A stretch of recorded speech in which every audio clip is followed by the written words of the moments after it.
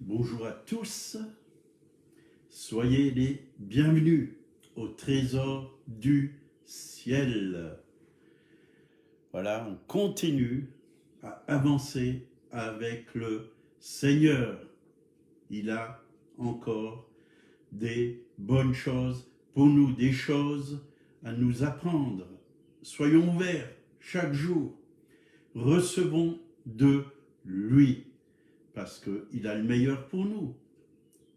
Chaque jour, il a son regard sur nous et il dirige nos pas. Faisons-lui tout simplement confiance. Voilà, je veux saluer Bernard Dérivé. Soyez bienvenus. Toi, ton épouse, si elle est là. Pasteur Bernard Hirman, bienvenue en ce jour. Ce matin, nous allons parler de l'Église organique.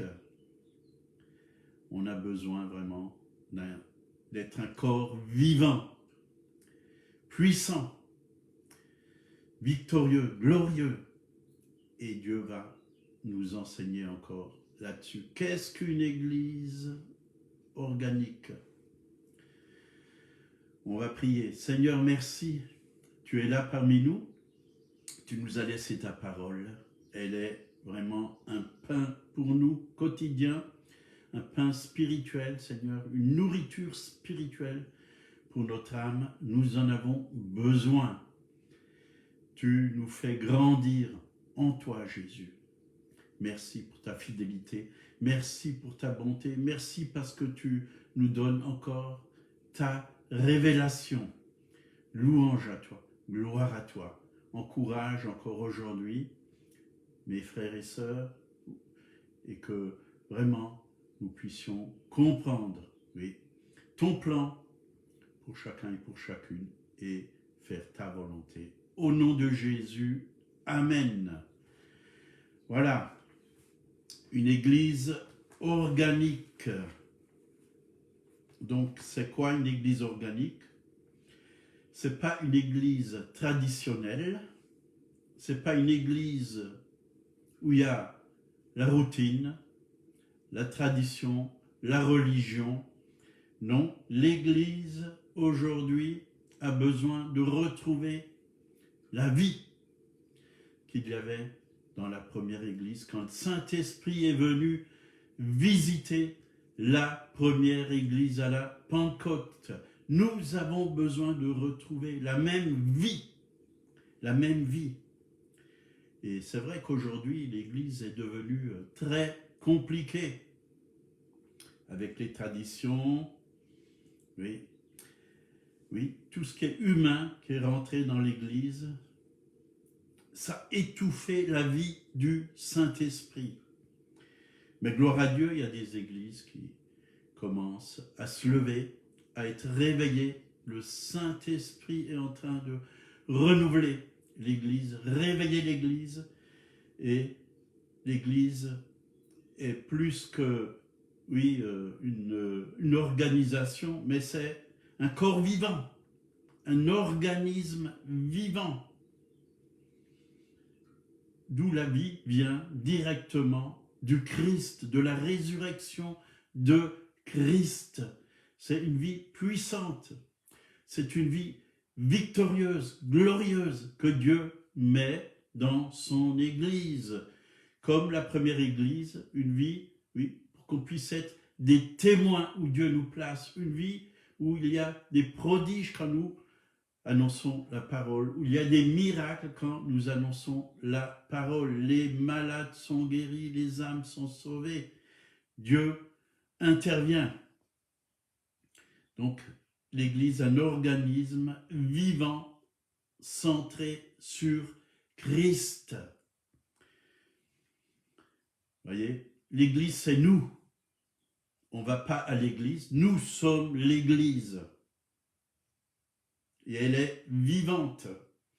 C'est la vie du Christ ressuscité dans le croyant. D'ailleurs, l'apôtre Paul l'a dit, ce n'est plus moi qui vis, c'est Christ qui vit en moi. Il l'a dit dans Galates. chapitre 2, verset 20. Christ vit dans son Église. Est-ce que nous voulons le laisser vivre dans son Église? Nous sommes son Église. Éphésiens 2, versets 6 et 7. Il nous a ressuscités ensemble et nous a fait asseoir ensemble dans les lieux célestes en Christ, afin de montrer dans les siècles à venir l'infinie richesse de sa grâce par sa bonté envers nous en Jésus-Christ. L'Église doit faire connaître la bonté de Dieu à ce monde. Déjà nous-mêmes, nous devons réaliser que Dieu est bon envers nous. Quand on est ouvert au Saint-Esprit, Dieu nous touche par sa bonté. On voit sa bonté, sa fidélité, sa miséricorde. Il nous sauve, il nous libère, il nous guérit, il pourvoit. Et nous devons faire connaître cette bonté autour de nous. Les gens ont besoin de voir un Dieu bon, parce qu'ils ont la vision d'une église religieuse. Ils ont la vision d'une église avec un Dieu qui nous punit dès qu'on fait une petite faute. Mais ce n'est pas ça l'église. Dieu est amour. Nous ne l'oublions jamais. Dieu est amour. Et même si nous avons fait une faute, on peut s'approcher de lui et lui demander pardon. Il va nous pardonner. Il nous aime. Il nous aime. Donc l'Église, c'est un corps vivant qui a la vie. Et cette vie, elle fonctionne dans le corps et dans chaque membre. Elle se manifeste dans chaque cellule de notre corps. Elle se manifeste. C'est la vie du Christ, c'est la vie de résurrection. Et elle veut emmener la vie en nous, la santé en nous. Une bonne santé, afin que chaque membre dans le corps de Christ puisse être en fonction, puisse bien fonctionner. Un corps qui ne fonctionne pas bien est malade. Et l'Église, elle a été malade, très longtemps malade, et parfois elle est encore malade. Elle a besoin de retrouver la santé, et c'est Christ qui donne la santé. Christ vient vivifier son Église, vient mettre la vitalité tout à nouveau dans son Église. C'est une Église vivante qui veut. Mais chaque cellule ou chaque membre a sa fonction et nous devons trouver notre place en Jésus-Christ. Chacun doit trouver sa place. On ne peut pas fonctionner dans une place où Dieu ne nous a pas mis. Et comment cela va se faire pour que nous puissions trouver notre place?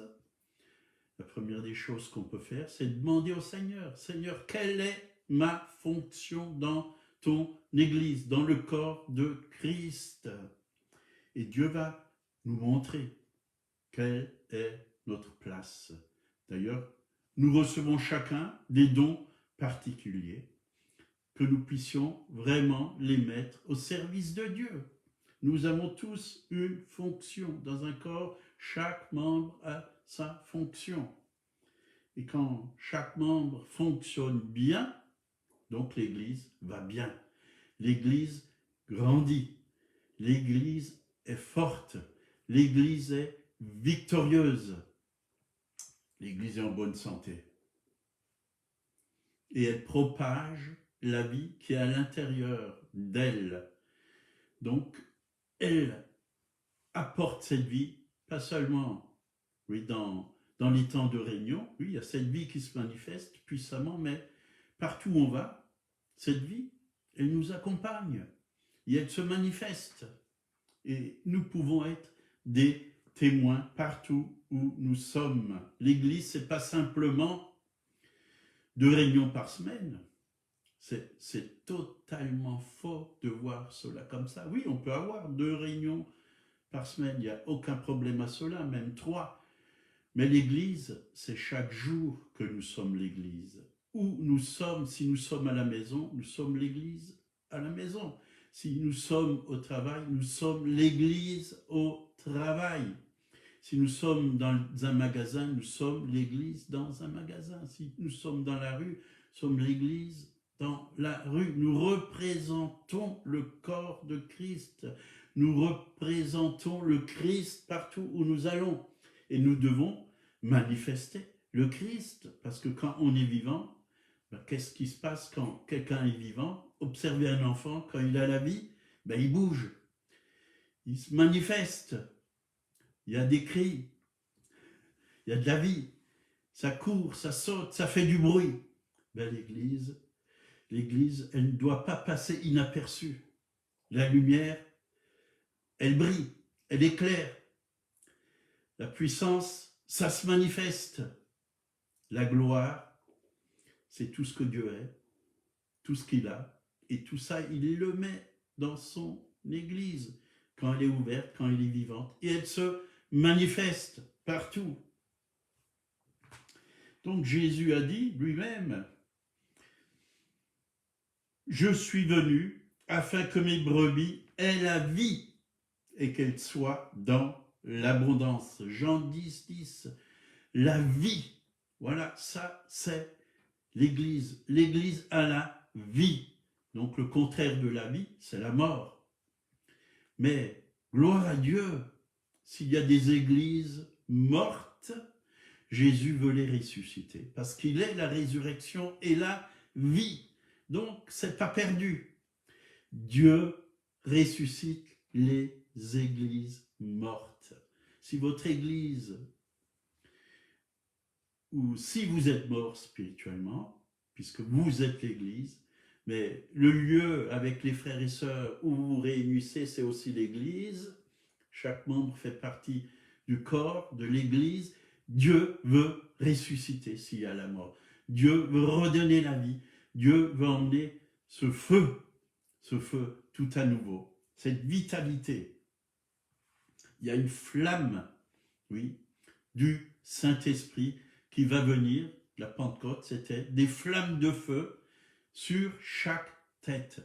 Donc ces flammes, ce feu, Dieu veut le remettre dans son Église et dans chaque membre, dans chaque personne. Il veut remettre ce feu. Une Église vivante, organique, Église vraiment qui a la vie,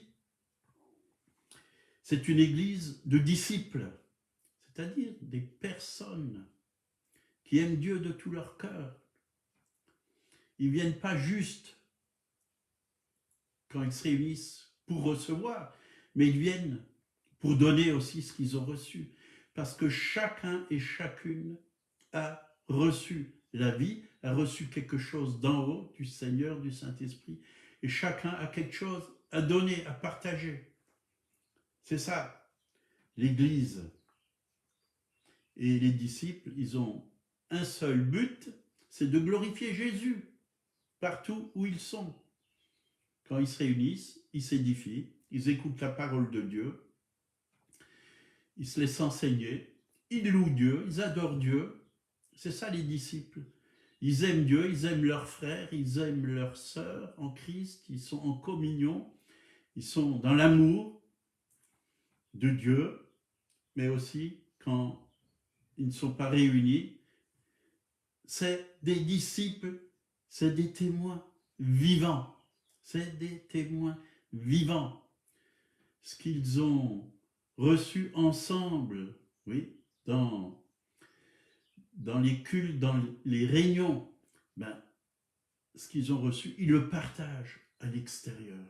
Ils le donnent. Cette vie que Dieu a mis en eux, ils la propagent partout où ils vont. Ils la portent à l'extérieur. C'est des témoins à l'extérieur. Ils n'ont pas honte. Comme l'apôtre Paul, je n'ai point honte de l'évangile. Nous n'avons pas à avoir honte. Bien sûr qu'il faut la sagesse de Dieu pour apporter l'évangile autour de nous. On n'apporte pas l'évangile n'importe comment. Tout d'abord, nous devons être remplis remplis de l'amour de Christ.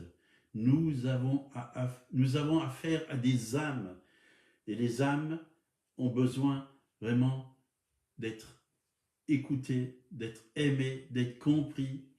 Et quand Dieu nous demande de parler, on parle. On parle. Quand Dieu nous dit de se taire, on se tait. Mais les gens vont regarder avant tout à notre façon de vivre. Ils vont voir qui on est. La bonne nouvelle, c'est nous. C'est nous, parce que Dieu nous a transformés. C'est nous. Nous sommes la bonne nouvelle. Nous apportons cette joie. Nous apportons cette paix. Nous apportons cette lumière. Parfois sans parler, rien que notre regard sur les autres. Parce qu'on a le regard de Christ. Ils vont voir la lumière de Christ. Ils vont voir dans notre regard, oui, la vie de Christ, l'amour de Christ, la compassion de Christ. C'est ça l'Église. Acte 2, 46 et 47. Ils étaient chaque jour tous ensemble, assidus au temple. Vous voyez la première église. Ils allaient au temple et aussi dans les maisons. Ils avaient des cellules où ils priaient ensemble, mais chaque jour, assidus au temple et dans les maisons.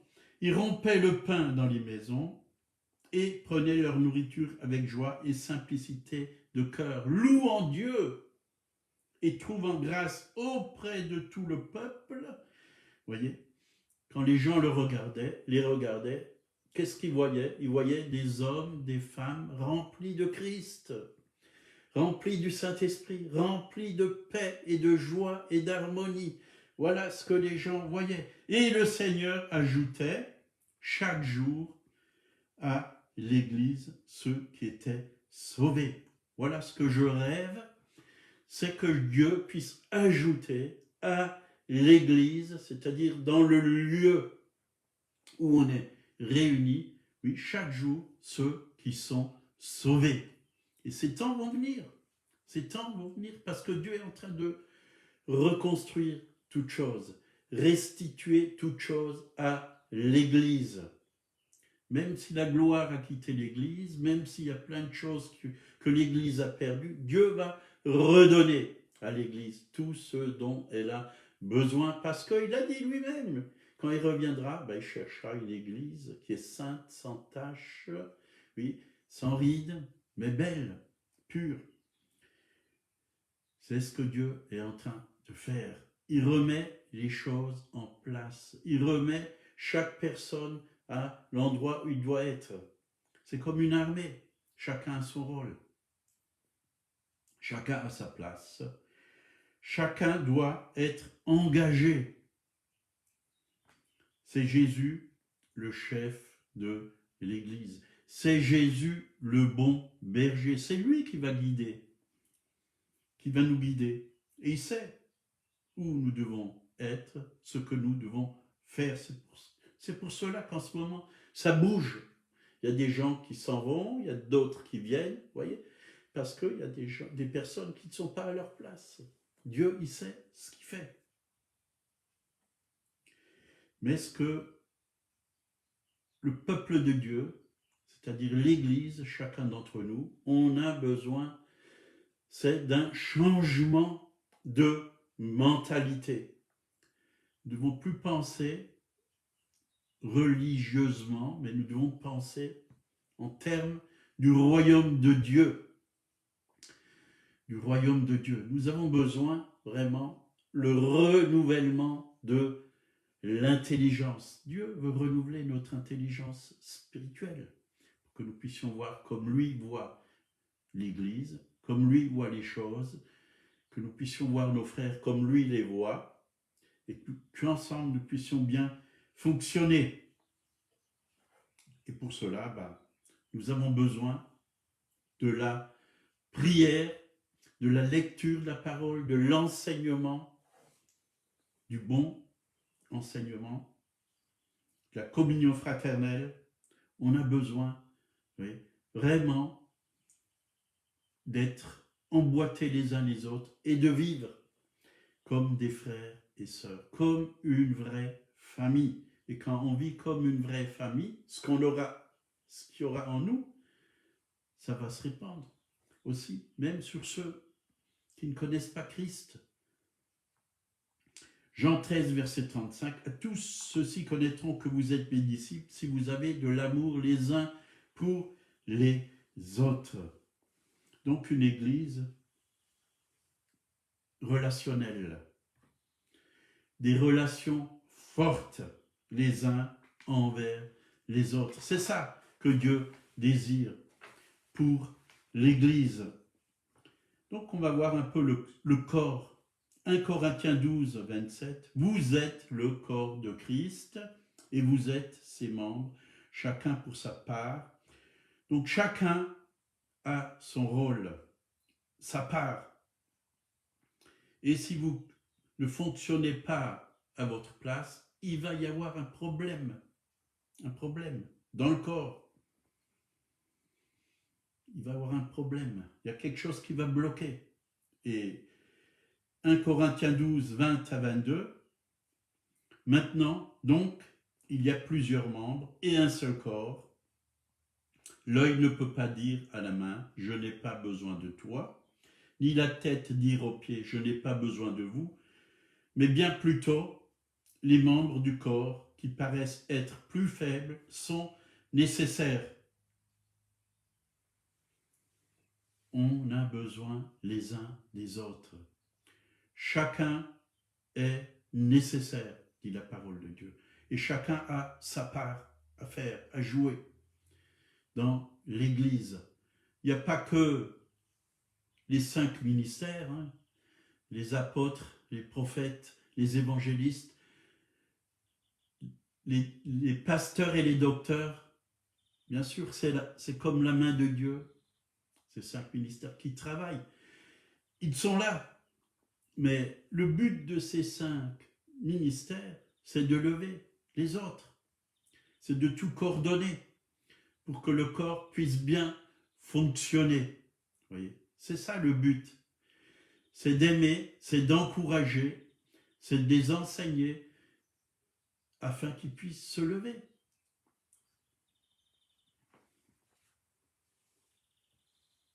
Si quelqu'un est faible dans le corps, il a besoin d'être fortifié, d'être encouragé.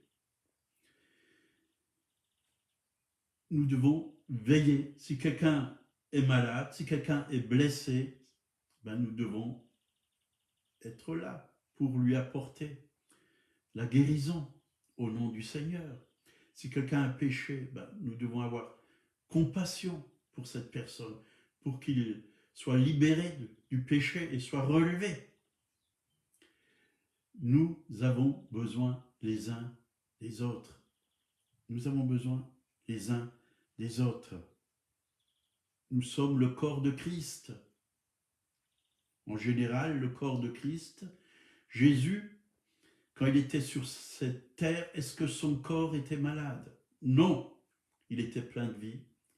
Est-ce qu'il y avait du péché en lui? Non, il était en pleine santé, pur, saint. Il était glorieux, il était victorieux, il a toujours vaincu. Maintenant qu'il est ressuscité d'entre les morts, il nous a envoyé sa vie de résurrection, elle est en nous. Nous pouvons vivre, comme l'apôtre Paul l'a dit, si je vis maintenant dans ma chair, je vis dans la foi au Fils de Dieu, le corps de Christ, c'est-à-dire que maintenant Jésus utilise nos corps pour apporter l'évangile, pour guérir les malades, notre corps pour que nous puissions vivre dans la sainteté, dans la justice, pour faire les œuvres qu'il a préparées d'avance. C'est nos corps qu'il utilise. Et il ne veut pas que nos corps soient malades ou faibles, déprimés. Non, il veut que nos corps puissent être en bonne santé, qu'ils fonctionnent bien. Déjà individuellement, mais aussi collectivement. L'Église entière doit retrouver la vie, la santé dans chaque membre et bien fonctionner. Et jusqu'au retour de Christ, le corps doit être pur, saint,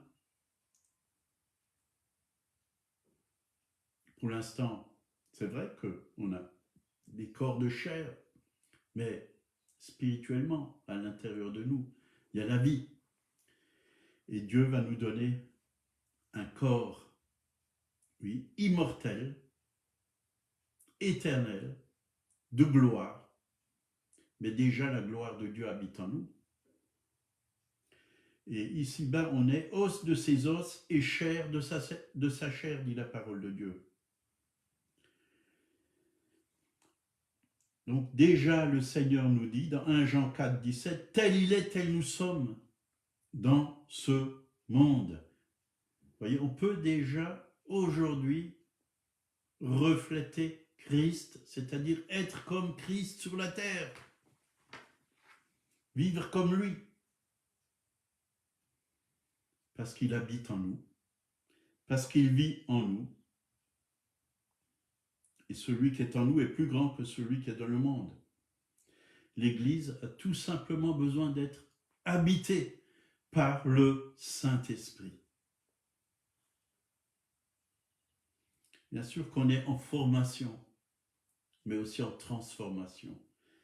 Et nous devons laisser la main de Dieu, comme le divin potier, nous transformer, enlever ce qui n'est pas à sa gloire de nos vies, jour après jour. Nous en avons tous besoin, même les ministères que Dieu a appelés, qu'ils soient apôtres, prophètes, évangélistes, pasteurs, docteurs, on a besoin d'être encore transformés et jusqu'à la fin.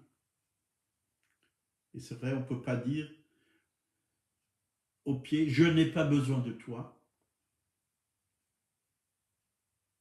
ni à la main, dire je n'ai pas besoin de toi. On a tous besoin de nos frères et de nos sœurs, parce que chacun a quelque chose à nous communiquer. La vie circule dans chaque membre et communique à chaque membre la vie. Et les ordres nous viennent toujours de la tête.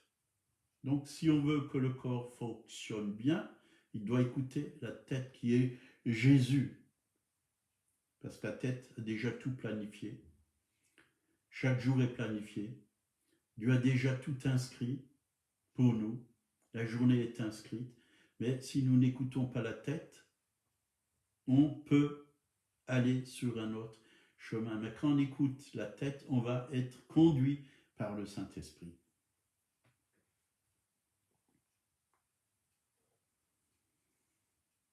Donc Dieu désire une église, pas seulement où il y a 10% des personnes, quand ils sont réunis, qui fonctionnent. Non, il ne veut pas ça. Il veut que ensemble, 100%, nous fonctionnons comme il faut. Il désire une église vivante, pleine de gloire, réveillée. C'est comme un grand orchestre, vous voyez l'église. Chacun a son propre registre, mais tout le monde doit jouer à l'unisson sous la direction du chef d'orchestre, qui est le Saint-Esprit. Nous devons écouter l'Esprit. L'Église organique à laquelle Dieu va nous faire participer, ou à laquelle on participe, ça dépend où vous êtes, c'est une Église qui loue Dieu, qui adore Dieu et qui reçoit vraiment la vie, oui, dans chaque membre qui y participe. Il y a l'harmonie. Comme cet orchestre, il y a l'harmonie. Quand chacun joue son rôle, il y a l'harmonie. Il n'y a pas de personne qui réchauffe des chaises. Chacun a son rôle. Et là, il nous a dit, on va finir par 1 Corinthiens 12, versets 7 à 11. Il nous a dit, « Or, à chacun la manifestation de l'Esprit est donnée pour l'utilité commune. En effet, à l'un est donnée par l'Esprit une parole de sagesse, à l'autre une parole de connaissance, selon le même Esprit, à l'autre la foi, par le même Esprit, à un autre la guérison, par le même esprit à un autre, le don d'opérer des miracles à un autre, la prophétie à un autre, le discernement des esprits à un autre, la diversité des langues à un autre, l'interprétation des langues, un seul et même esprit opère toutes ces choses, les distribuant à chacun en particulier comme il veut. Vous voyez, on n'en est pas encore arrivé là.